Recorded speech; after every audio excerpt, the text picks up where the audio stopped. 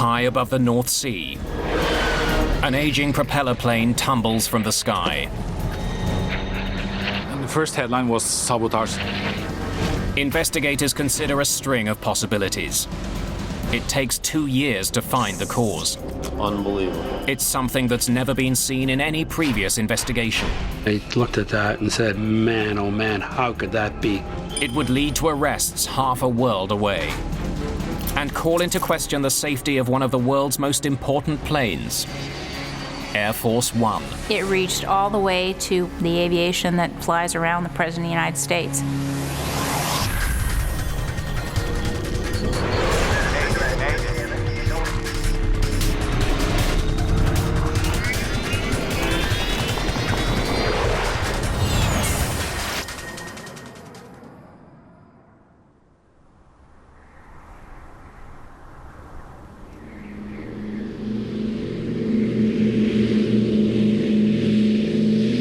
.30 p.m., September the 8th, 1989.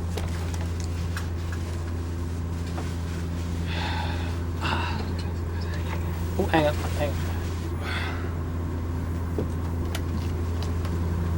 Knut Tvetem and Finn Petter Berg are flying a charter flight from Oslo, Norway, to the German city of Hamburg. Partnair 394, radar service terminated. The plane is about 100 kilometers from the Danish coast. 124.55 by Partnair 394. How was dinner? Delicious. A little pricey, but delicious. The two friends have flown around the world together, including remote areas of Africa. They're highly experienced, and both are only months away from retirement. Copenhagen, good afternoon. Partnair 394. Flight level.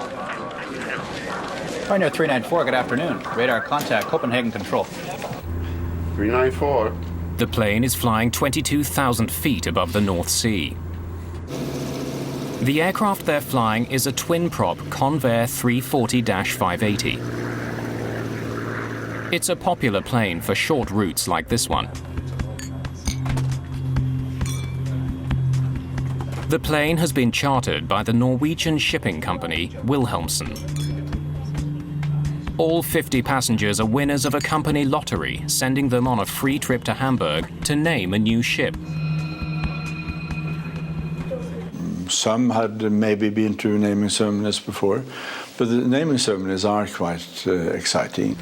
And the atmosphere was very, very, very good at the time of leaving.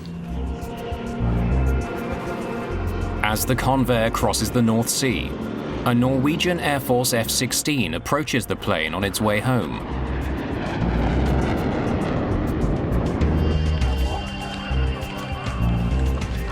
Whoa, look at that, 11 o'clock. F-16.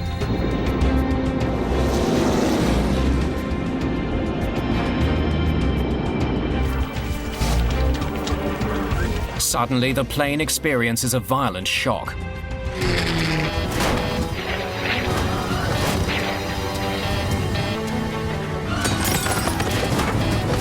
The crew is caught by surprise.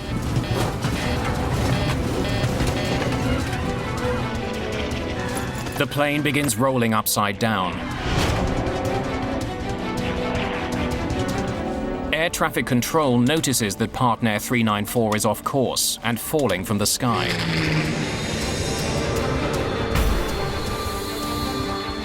Partnair 394, Copenhagen control. Please report new flight level.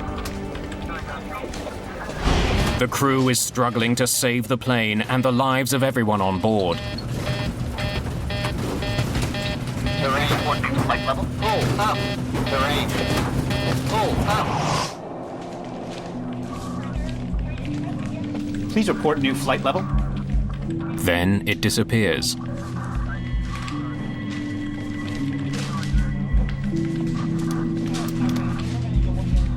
It seems as though the charter flight has crashed into the sea. Partnair 394 en route to Hamburg is off radar.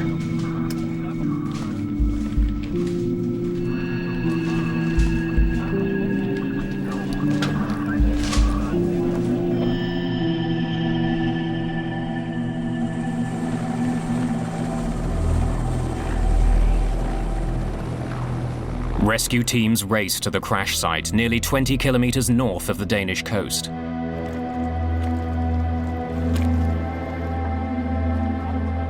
They find only wreckage and bodies. All 55 people who were on the flight are dead. I knew all the people. Some were close friends, some were less close, but I knew them all. And the pressure then felt double. The shipping company is devastated by the news. Half the staff from its head office has been killed.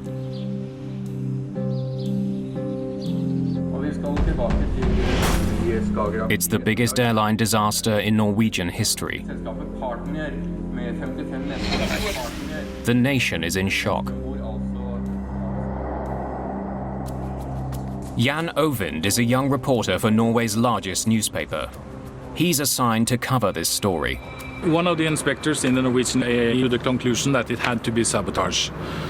And it was also stated by one of the Danish rescue team leaders, who said that they had no distress call. It just fell out of the sky, which meant it had to be a bomb or something. And somebody drew links to Lockerbie the year before. In December 1988, Pan Am Flight 103 exploded over Lockerbie, Scotland. The evidence in that case is pointing conclusively to a bomb. Norwegian journalists uncover an intriguing fact about the Partnair plane. Our Prime Minister at the time, Gro Harlem Brundtland, she used the plane on her campaign trip to the north of Norway, and I guess she used it for 2 or 3 days. And that was just 2 or 3 days before it crashed. The nation wonders, could the tragedy have been a botched assassination attempt? And the first headline was sabotage then on the whole front page. A bomb would explain the plane's sudden plunge from the sky. Had the 55 people on board been the innocent victims of a murderer? Investigators looking into the mysterious downing of a passenger jet over the North Sea are facing a stunning possibility: that the plane was deliberately sabotaged. The Norwegian Accident Investigation Board recruits an Air Force investigator, Finn Heimdal, to join the team.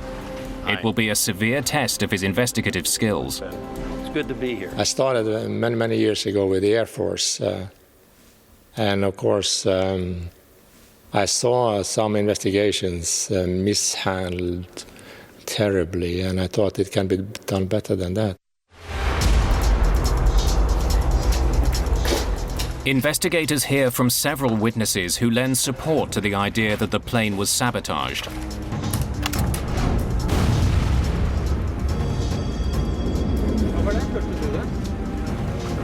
A young man claims to have heard a cannon-like sound coming from the crash site off the Danish coast.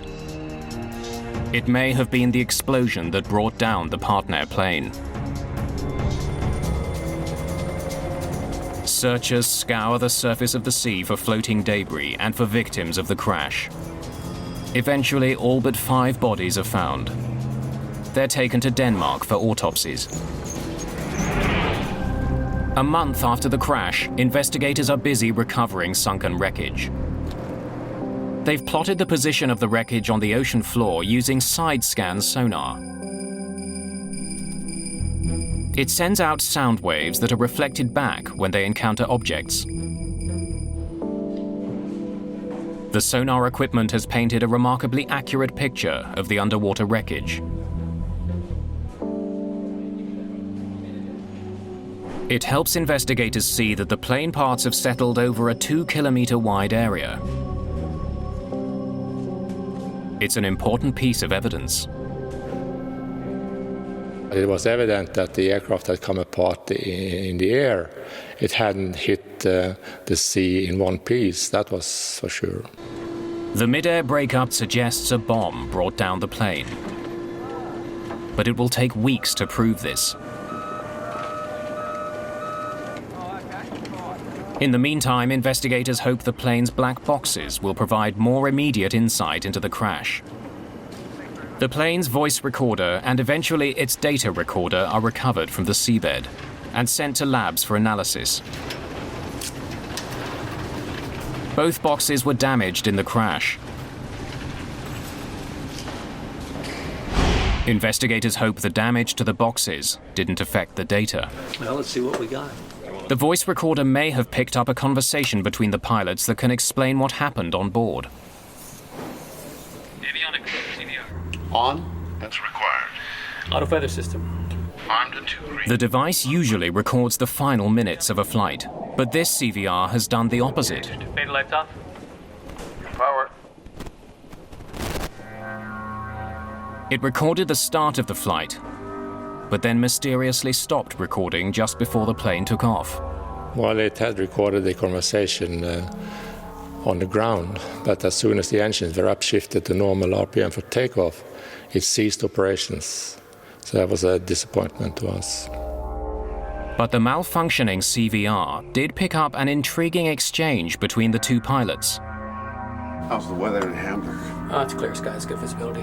Hope it stays that way. The CVR does tell investigators that Flight 394 began with an unusual problem. Partnair was in financial dire straits, and we found out that just a few hours before the plane took off, the Norwegian aviation authorities sent out a telex to tell all the airports in Norway to don't let a Partnair plane take off because they owe a lot of money in non-paid charges and fees. They won't release us for takeoff until we pay the catering bill. How much you got on ya? Seriously? Huh?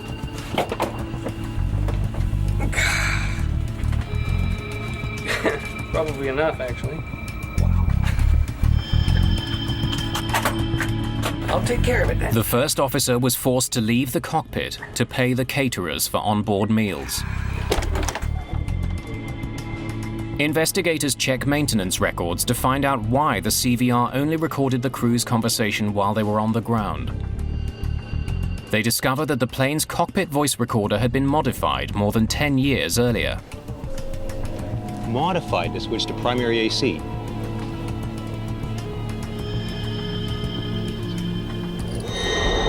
Beta lights up. It was altered so that when the engines were given full power for takeoff, Your power. the CVR would automatically switch from the plane's batteries to its generator. And that modification was not working on this aircraft. Neither pilot realized that as the engines were revved up for takeoff, power to the CVR was actually cut off. Anytime you get key investigation components such as a cockpit voice recorder and flight data recorder that don't work correctly, it brings into question the thoroughness of the maintenance and also the continued operation, safe operation of the airplanes.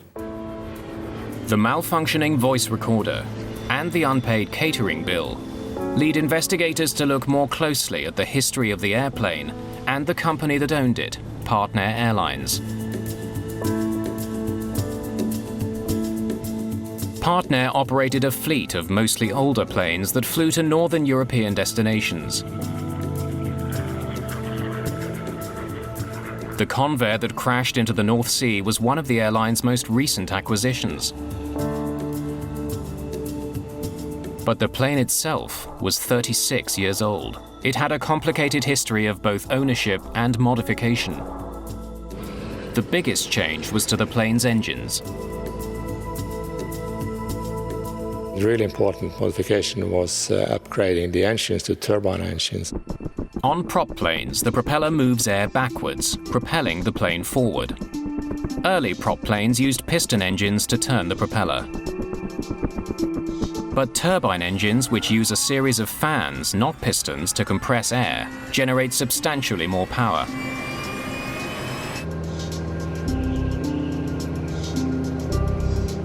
Heimdall learns that in 1960, the plane's original piston engines were removed and powerful new turboprops were bolted to the wings. It's a modification that provides more power, but could pose a risk. Well, there was a tremendous increase of horsepower installing the turbine engines. I was wondering what that was doing to the structure of the aircraft. Heimdall has been placed in charge of analysing the plane's engines. He wants to know if the turbine engines could have torn the aging plane apart. I started asking the question, how can an aircraft fly itself to pieces in midair? The plane's flight data recorder should tell investigators about the operation of the engines in the moment before the crash. The recorder from this flight is a primitive analog model. Used a metal foil strip that rotated, and some marking pins actually scratched on the metal surface, on the piece of metal. The antiquated data recorder proves to be another frustration for investigators. It didn't record many of the parameters it was supposed to. But more mysteriously, the needle seems to have recorded certain signals twice. The double line confounds experts who analyze the device. We had no experience with anything like that. We contacted several experts, but none had experience with this before. Yeah, I've never seen that before. The flight data doesn't offer investigators any immediate revelations about the crash. Heimdall now wonders if the very fact that the recorder was malfunctioning could be a clue in itself.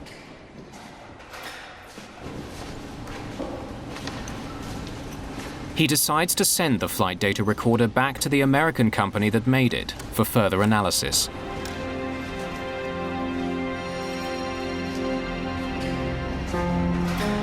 Investigators painstakingly reconstruct the Partnair plane.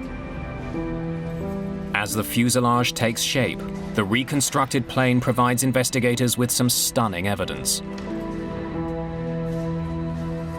The only thing that would destroy the aircraft at cruising level would be an explosion. So, and some of the parts looked maybe a bit suspicious. Suspicious for what's on them. There were rumors that it was found explosives in the Partnair plane. There are traces of a powerful military explosive. The amount is small, but the press gets wind of it.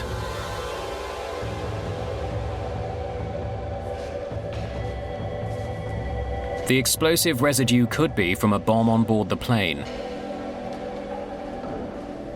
or from another source.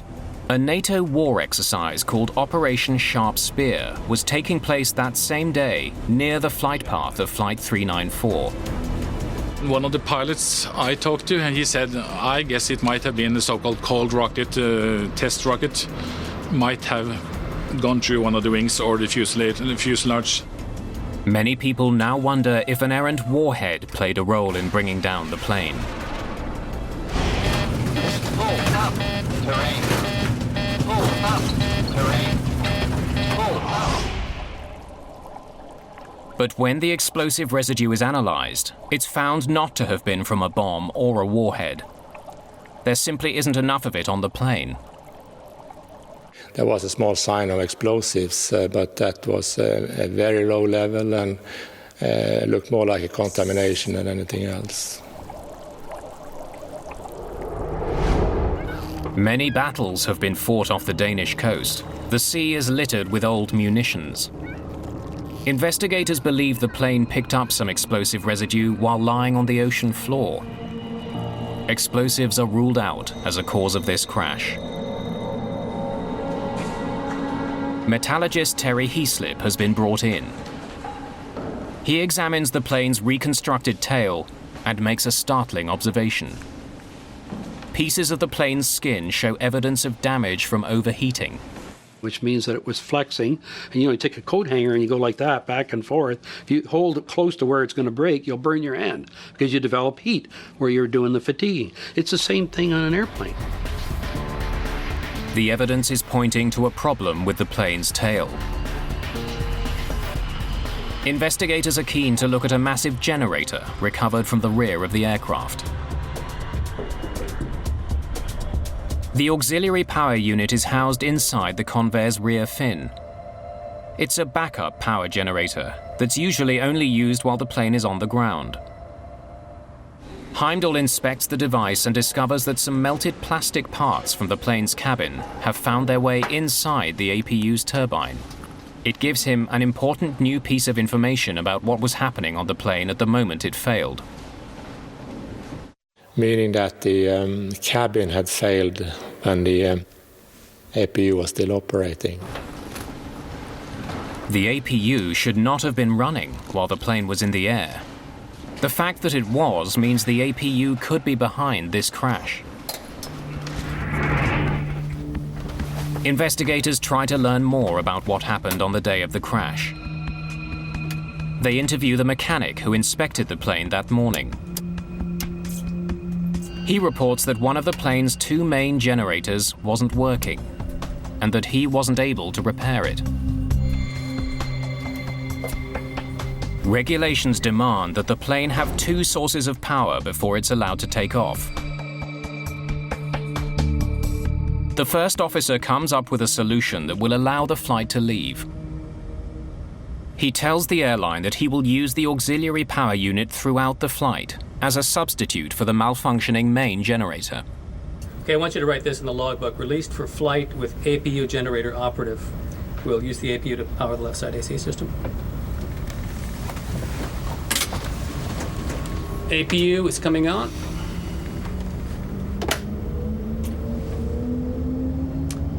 Beta lights off.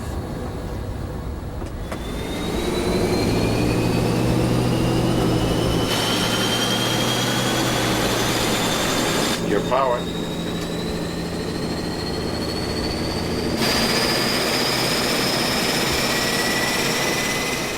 During his inspection of the APU, Heimdall makes an important discovery.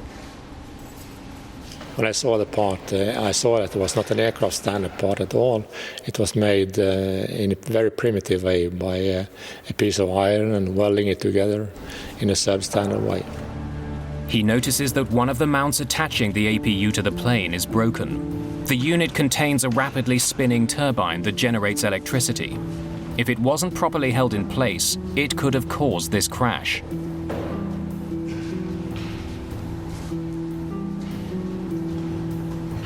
Investigators need to know if the broken APU caused the crash. They'll soon discover that it's just a piece of a much more troubling puzzle. Investigators have discovered that Partnair Flight 394 was flying with a broken APU mount.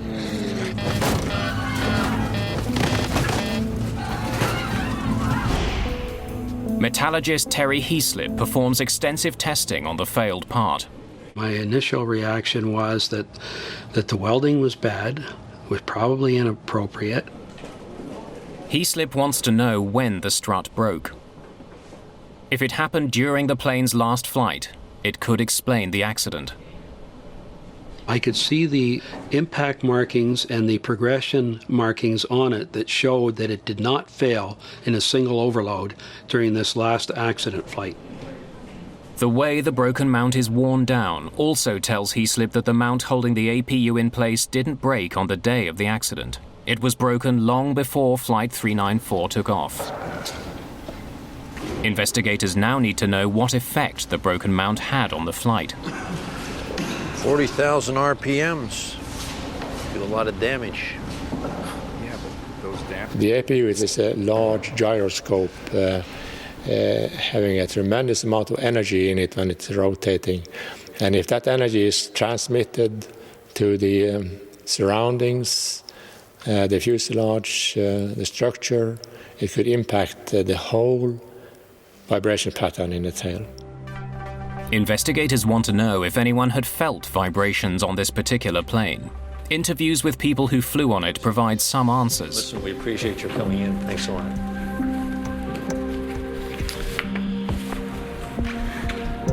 Now, you said you felt some rumbling on the plane, is that right? One person stated that the plane that crashed vibrated far more than the two other Convairs owned by the company. Did anything seem unusual on the plane? But others failed to mention the vibrations. Had a good flight. It's a puzzling situation. Investigators know the APU mount was broken before the flight, but they still don't know if it even played a role in the crash, or whether it would have affected the plane's tail. Then the reconstruction begins to clear things up.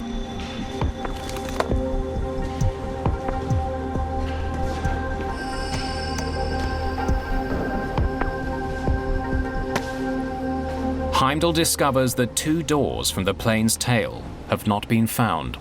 When we reassembled the parts from the tail, we saw that the rudder had been torn apart in 2 major pieces, and some parts were missing. In particular, the doors between the fin and the rudder were missing. The shroud doors are 2 small doors located on the vertical fin of the plane. They provide mechanics with access to weights inside the fin that control the rudder's movement. Heimdall makes a dramatic find about the doors themselves. They were constructed with an aluminium honeycomb liner. From his days in the Air Force, Heimdall knows they have a unique property. This is thin aluminum foil, as you know, and it has the good reflective properties for radar, and it's very light. The military use it to disturb radar signals, call it chaff. Investigators now realize that the unidentified object picked up by Swedish radar was probably a piece of one of the shroud doors. But when we connected the missing doors and honeycomb with the radar data, we knew that it had happened up at cruising altitude, because the slow-falling object had come from very high level, cruising altitude practically. Whatever caused the shroud doors to tear off likely caused the crash. Investigators know that the rudder's counterweights are located just inside the shroud doors.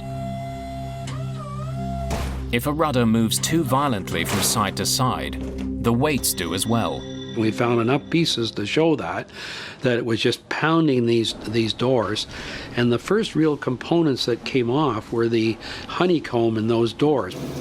Investigators conclude that around the time of the accident, something caused the rudder to swing violently back and forth, but they still don't know what. The APU with the broken front shock mount on its own, running in flight, would not cause the aircraft to come apart and the tail to come apart. There had to be extra factors there for that to occur. Investigators continue searching for those extra factors. Then Partnair Airlines proposes one. They point to the F-16 that passed over the plane just minutes before the plane veered off course. Whoa, look at that, 11 o'clock. F-16. Partnair claims the military jet was flying faster than it should have been.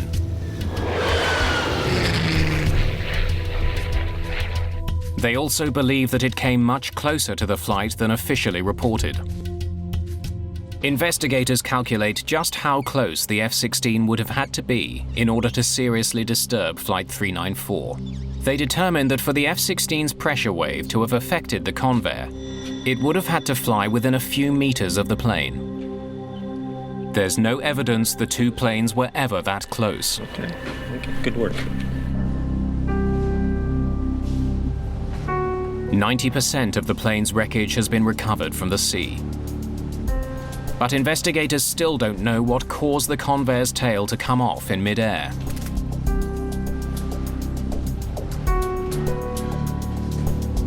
During the course of the investigation, Finn Heimdall is given a promotion, but he has no idea how to solve the puzzle that haunts his nation. They asked me to be in charge of the rest of the hardware investigation. I was standing in a heap of wrecked parts and thinking I'll never get to an end of this. Investigators get a break when the faulty flight data recorder is analyzed in the United States. The manufacturer has asked its top expert to come out of retirement and examine the device. Manufacturer Fairchild referred us to a previous employee. and we found him in California. The expert tells investigators that the needle that was supposed to be recording the plane's altitude was shaking so much that it was leaving another mark on the foil. But then he goes one step further. The FDR has a capacity to record for hundreds of hours. By unspooling the metal foil completely, he sees that the FDR has been vibrating severely for months. We saw that this had happened something like 360 operations hours before the accident. I had never seen an abnormality like that before, and it took us a while to figure out what was going on here. It now seems the APU wasn't the only thing vibrating on this plane. Investigators decide to chart the history of the vibrations chronologically. They notice an unusual change in the pattern of vibrations. 2 months before the crash, the vibrations suddenly stopped for a number of weeks. Virtually no vibrations for at least 16 flights. It was increasing intensity and frequency up to the summer of '89. And then the pattern changed. After getting better, the pattern of vibrations got worse again, right up until the crash. What happened here? Investigators now need to find out what changed on the plane during the 2-week period when the vibrations stopped. Why was it out of service? Where was the work done? The airline tells investigators that during that time, the plane was receiving a major overhaul in Western Canada. Thank you. We'll be in touch.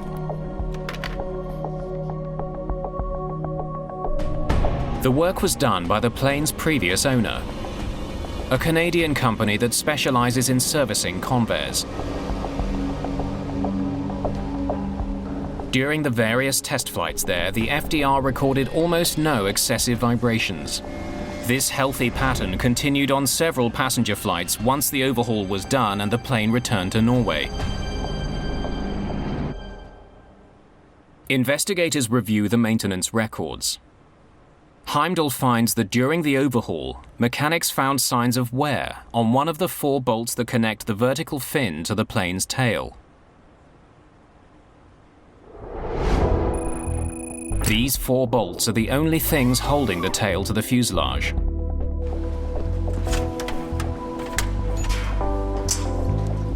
During the overhaul of the Convair in July of 1989, a mechanic replaced one of the 4 bolts.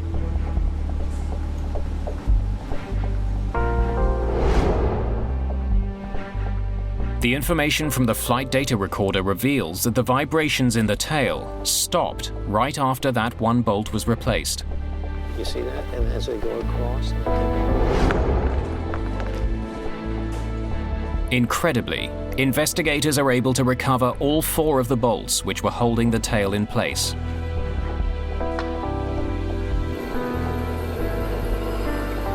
Terry Heaslip thoroughly analyzes the bolts. He makes a final stunning discovery. The 3 bolts that weren't replaced were not approved parts. His analysis shows that the faulty bolts were incorrectly heat-treated when they were made. As a result, they are only 60% as strong as they should have been. Investigators finally know why the tail was vibrating for months. Got something for me? 3 of the bolts holding it in place were too weak. They just weren't hard enough. Unbelievable. 3 bolts holding the tail to the rest of the plane were not authentic parts. They were well-disguised fakes. The weak bolts mean investigators now must answer a critical question. Why didn't the tail come off in the previous 16 flights where it vibrated excessively? Why this last flight? Investigators already know that on the day of the accident flight, a power generator wasn't working, and that the pilots improvised a solution.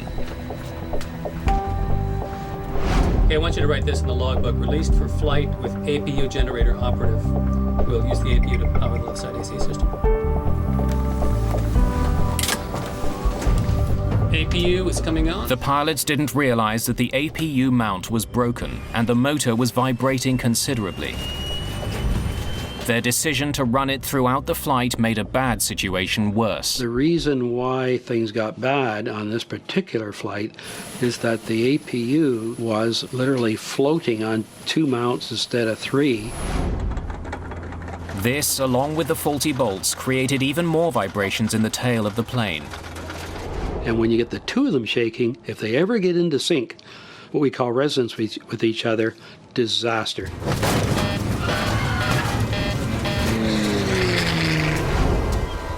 The investigators conclude that the vibrations in the tail and the vibrations from the APU could have combined into a lethal force. Now, this is what we got from the guys at MIT. Technically, the vibrations could have torn the plane apart. If the 2 loose items start to vibrate in the same frequency, now you're going to get, or a multiple of that frequency, you get what's called coupled harmonics. And the one vibration is feeding the other one. They're feeding each other and making each other worse and worse. This lethal combination of vibrations caused the tail to sway back and forth so violently that the rudder jammed to the left. This forced the plane into a left turn so abrupt that it increased airflow over the right wing, creating greater lift and causing the aircraft to roll. The plane recovered briefly, but the rudder jams to the left again, and the shroud doors explode. It rolls a second time, and the tail begins to disintegrate. After that, the crew didn't have a hope. Investigators conclude that it was the 3 bogus bolts that initiated the Partnair crash. And I looked at that and said, man, oh man, how could that be in a crucial component, a crucial fitting like that in the tail? I couldn't believe it. The report on Partnair Flight 394 sends shockwaves throughout the aviation industry. It's the first time that a fatal plane crash has been linked to unapproved spare parts. It raises a frightening question. How many of the parts being put into planes around the world are bogus? The Partnair crash, that was the seminal event that started people actually having to recognize the unapproved parts problem and the fact that the worldwide inventories of aircraft parts, in fact, were contaminated. Mary Schiavo is the former Inspector General of the Department of Transportation, the agency that oversees the FAA. No one knew how large the problem was. It was a problem because of a crash, but how big was the problem in the United States? So we set out to measure it. We started by auditing the FAA's own parts bins. And the FAA's own parts bins contained 39% bogus parts. What we found is if the parts had come from a parts broker, which was a huge percentage of the parts supply industry, 95% of them were not authentic. The FAA would soon find bogus parts on an airplane widely considered to be the most secure plane on Earth.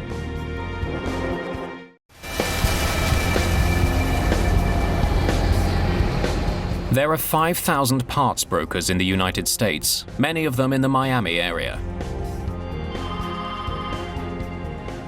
Parts brokers had no regulation whatsoever. If you had a telephone and a fax, you were a parts broker. Overnight, you could be in the parts brokerage business, and you could get them anywhere you chose.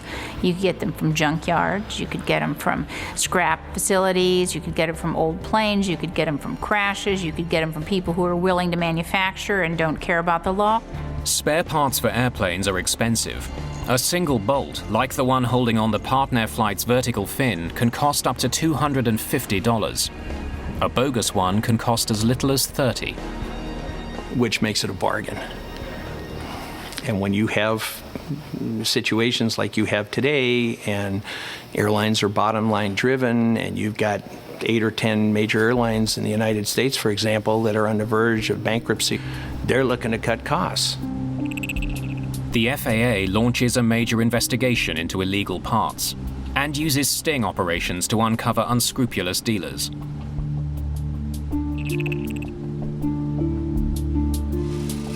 Investigators uncover a black market industry that makes thousands of worn and inferior parts look brand new. These are really good counterfeits. It's very difficult to tell. At the time of the Partnair accident, there were checks and balances in the system that were supposed to keep bogus parts from getting on major airlines. For instance, each spare part needs someone's signature to verify its authenticity. It has to have some documentation that states that it's airworthy. It has to have a maintenance release by some certificated entity. But investigators discover that in addition to a huge market in spare parts, there's also a burgeoning market for counterfeit FAA tags.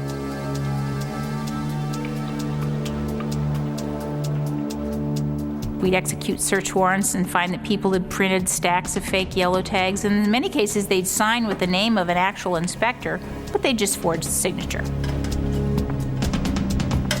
The tag in this business is worth more than the part. At first, investigators believe the problem is mostly with smaller airlines. Smaller operators and repair stations are usually the people who are most vulnerable to this aftermarket broker parts problem. They're shocked when they discover that bogus parts have been found on what is supposed to be the most tightly controlled plane in the world, Air Force One.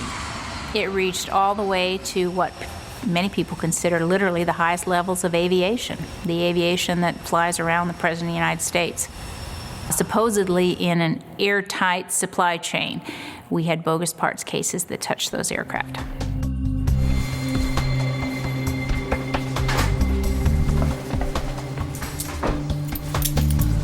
The FAA responds quickly. More than 100 dealers are arrested. With every conviction, we were able to raise the level of awareness, not only of the problem, but of the severe consequences if you want to risk somebody's life. And I actually think that the most important thing that we did was get criminal convictions. As a result of their investigation, the FAA institutes a much more rigorous system for documenting airplane parts. They threaten airlines with criminal charges if they knowingly accept bogus parts. Things are different today because we have a whole body of regulations, much more than we had in the 80s and 90s even, to address the problem. You have to get the mechanic who's actually got the wrench in his hand to a point of sophistication where he's knowledgeable enough to smell a bad part, to smell a bad piece of paper. And it is possible to do. The new regulations achieved their goal. In the 2 decades following the crash of Partnair 394, there wasn't a single fatal accident attributed to bogus parts.